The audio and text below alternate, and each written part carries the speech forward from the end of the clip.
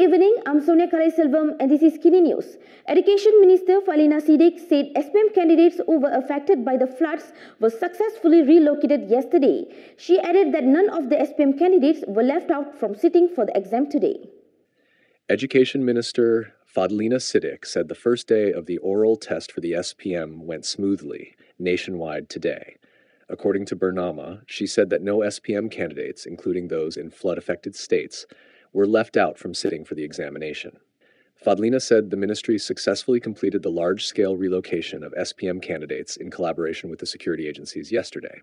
She added that students involved in the relocation from flood-affected states are now placed in hostels, and this includes those who are unable to return to their home states. The Star also quoted her as saying that the ministry is now focusing on providing emotional support, reassurance, and ensuring that the candidates are mentally prepared to tackle the examinations. Meanwhile, Deputy Prime Minister Ahmad Zahid Hamidi said the flood situation across the country is beginning to show signs of recovery. In a post on Facebook, he said the number of evacuees at temporary relief centers is seeing a downward trend. However, Zahid reminded the public that while the situation offers some relief, those affected must remain vigilant and prioritize safety. He said they shouldn't play or expose themselves to floodwaters, even though the water level is receding. Zahid added that floodwaters are often contaminated and can pose health risks, such as skin infections, waterborne diseases, or bites from dangerous animals. He also reminded all parties to obey instructions from authorities and told those still at temporary relief centers to remain patient and cooperate fully with rescue teams and relief workers.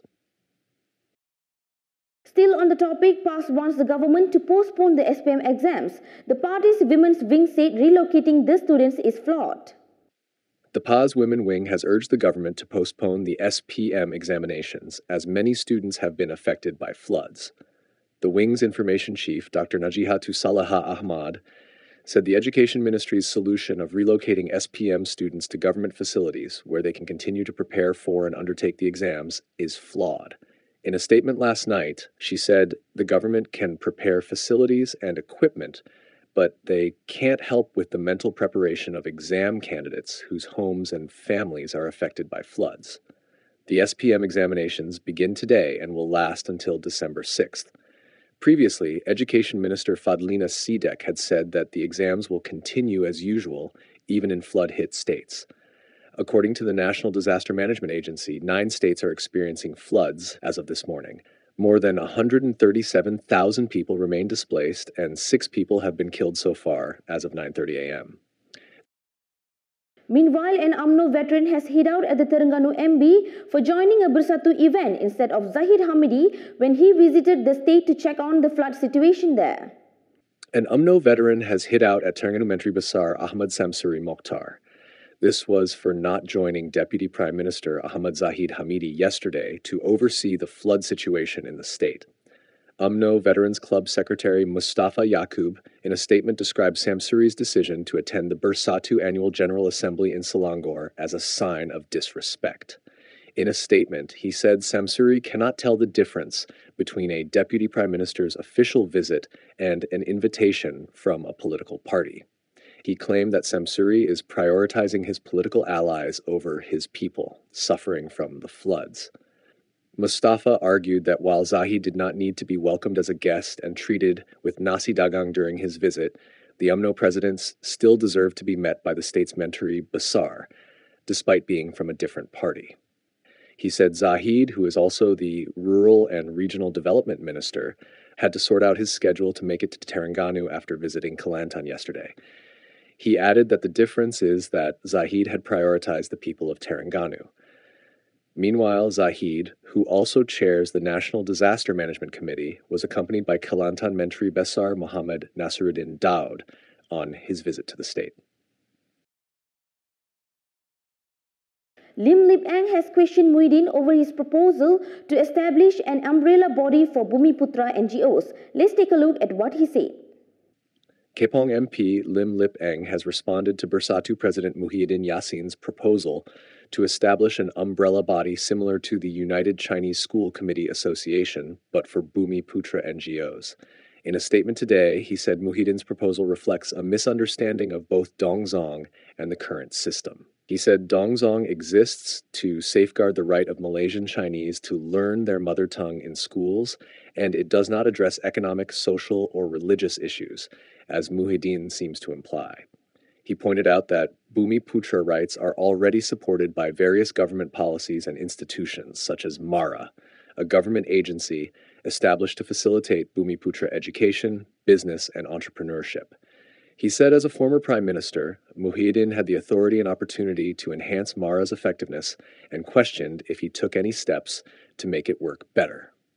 Lim added that rather than proposing something new and unnecessary, Muhyiddin should clarify which Bumiputra rights remain unfulfilled and what gaps in MARA's efforts needs to be addressed.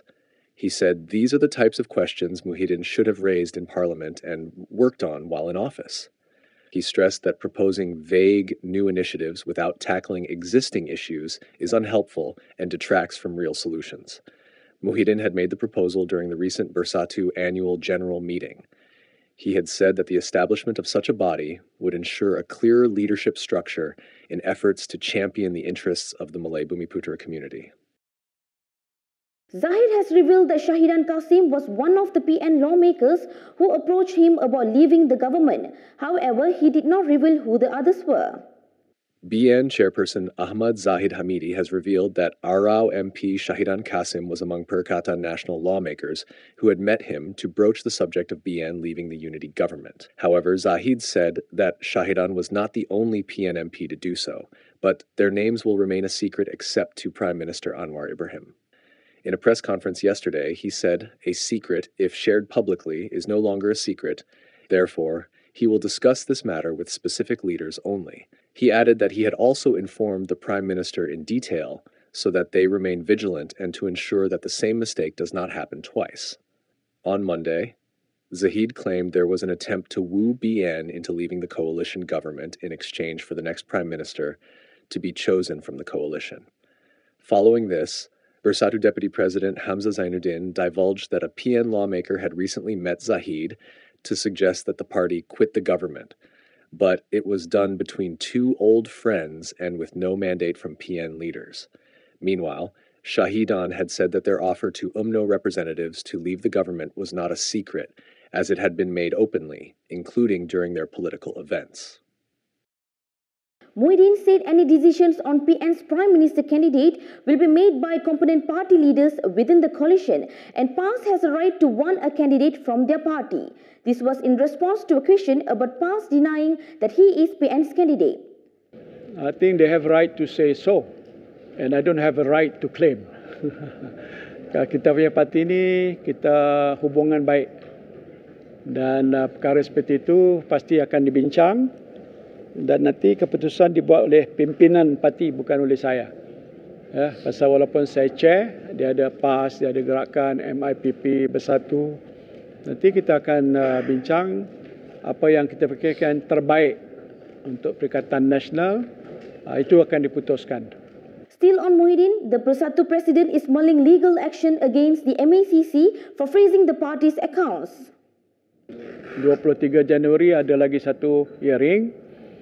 Tetapi peguam kita sudah pun brief kita menyatakan bahawa satu tuntutan kita untuk akaun kita itu diserahkan pada kita semula, diaktifkan balik itu adalah wajar bersandarkan pada undang-undang yang ada kaitan dengan hal itu, yang mengatakan mereka hanya boleh menahan dalam hanya tempoh 12 bulan. Itu pun tak patut. Tapi lepas tempoh 12 bulan, mereka masih terus bekukan akaun. Dia tak sita tapi bekukan akaun atas tak ada apa sebab apa-apa. Kita berpendapat bahawa ini tindakan yang menyalahi undang-undang. Malahan dilihat sebagai salah guna kuasa. Ya, what should not be done by law, agensi siapa pun sekalipun termasuk SPM tak boleh melanggar.